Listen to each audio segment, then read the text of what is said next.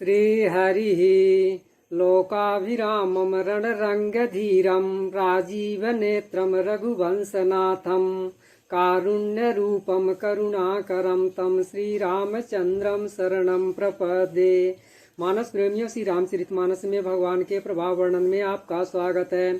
पूर्व भाग में आपने अयोध्या कांड दोहा क्रमांक 138 से 194 तक में भगवान के प्रभाव का वर्णन सुना। अब आज दोहा क्रमांक 195 से 243 तक में आए भगवान के प्रभाव का वर्णन सुनेंगे। आज के वर्णन में भरत जी श्री राम जी को चित्रकूट मनाने जा रहे हैं। उसी समय भगवान के प्रभाव का वर्णन आया है, सुनने को मिलेगा। दोहा क्रमांक 196 की पहली चौपाई की दूसरी पंक्ति में प्रभाव वर्णन है कि निषाद भरत जी से कहता है कि जब से श्री रामचंद्र जी ने मुझे अपनाया तभी से मैं विश्व का भूषण हो गया।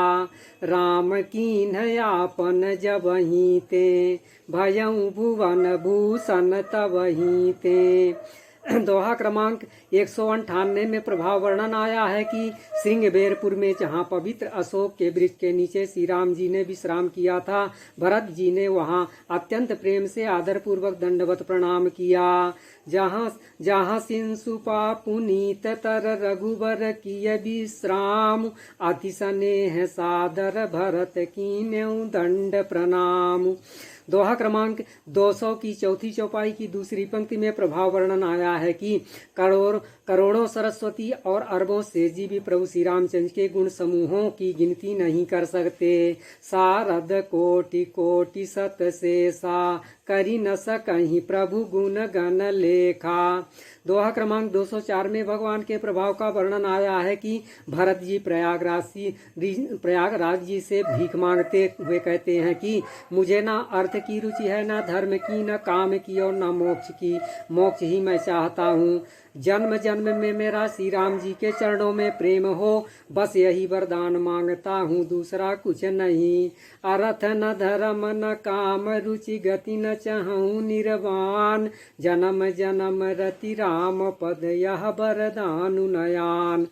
दोहा क्रमांक 217 की दूसरी चौपाई की दूसरी पंक्ति में प्रभाव वर्णन है कि जगत में जो भी मनुष्य एक बार राम कह लेते हैं वे तरने तारने वाले हो जाते हैं। बारक राम कहत जग जेऊ होत तरन तारन नर तेऊ।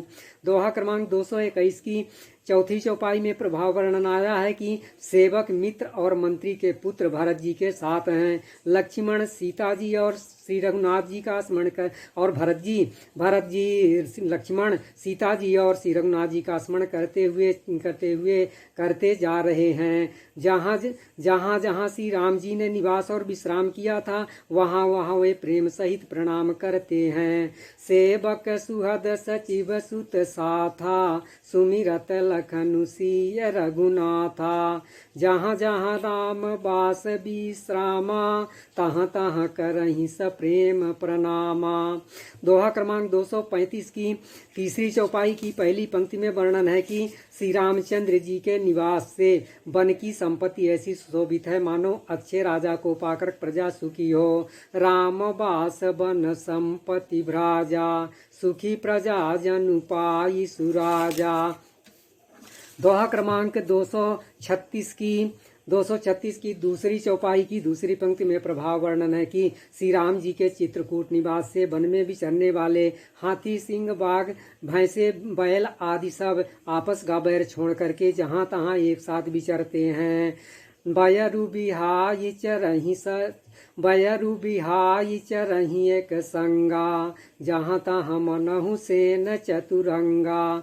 दोहा क्रमांक 239 की दूसरी चौपाई की पहली पंक्ति में प्रभाव वर्णन है कि चित्रकूट में प्रभु के आश्रम में प्रवेश करते ही श्री भरत जी का दुख और दाह जलन मिट गया, मानो योगी को परमार्थ तत्व मिल गया। करत प्रवेश मिटे दुख दावा जनु जोगी परमारथ पावा। दोहा क्रमांक 243 में प्रभाव वर्णन आया है कि जिस निषाद को देख करके मुनिराज वशिष्ठ जी लक्ष्मण जैसी भी अधिक उसे आनंदित होकर मिले, यह सब सीता पर श्री रामचंद्र जी के भजन का प्रत्यक्ष प्रताप एवं प्रभाव है। जेहि लखी लखनहु ते अधिक मिले मुदित मुनि राव, सो सीतापति भजन को प्रगट प्रताप प्रभाव। इस प्रकार से आज के वर्णन का ही विश्राम, आगे का वर्णन अगले भाग में सुनाया जाएगा। धन्यवाद।